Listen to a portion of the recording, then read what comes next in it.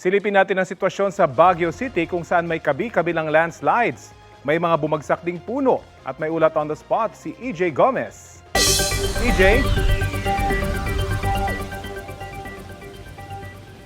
Rafi, dalawang babae ang nirescue ng mga otoridad matapos silang matrap at matabunan ng putik dulot ng landslide sa kanilang lugar. 4 na bahay ang apektado, isa rito ay tuluyang natabunan ng lupa at putik. Ang mga apektadong pamilya naman inilikas sa ligtas na lugar. Sa lakas ng ulan sa buong Magdamag, rumagasa ang tubig sa mga kabahayan sa Purok 2 Outlook Drive sa Baguio City kaninang alas 6 ng umaga. 4 na bahay ang apektado. Isa sa mga ito ay tuluyang natabunan at na-wash out ng landslide. 2 babae ang pinagtulungang ilabas sa kanilang mga bahay matapos matabunan ng lupa at tubig dulot ng landslide. Inilikas naman ang iba pang apektadong residente at ngayon ay nananatili sa evacuation center. Sa Outlook Drive pa rin, humambalang sa kalsada ang malaking puno.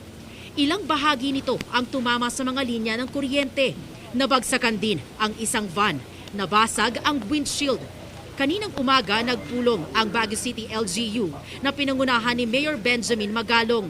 Sa tala ng lokal na pamahalaan, 30 ang bilang ng insidente ng pagbagsak ng mga puno. 34 ang landslide, erosion at rockfall.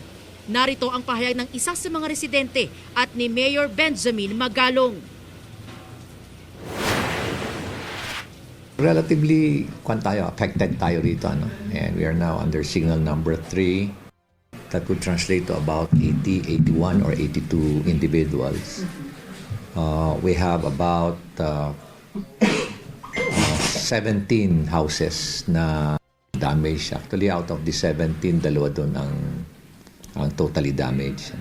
Nagising ako, akala ko lang po may gumiba na bahay. Yun po pala lahat, yung buong bamboo po, papunta na sa bahay namin. Tapos yung bahay po na nagiba dyan, dumiretso na din po sa tapat namin.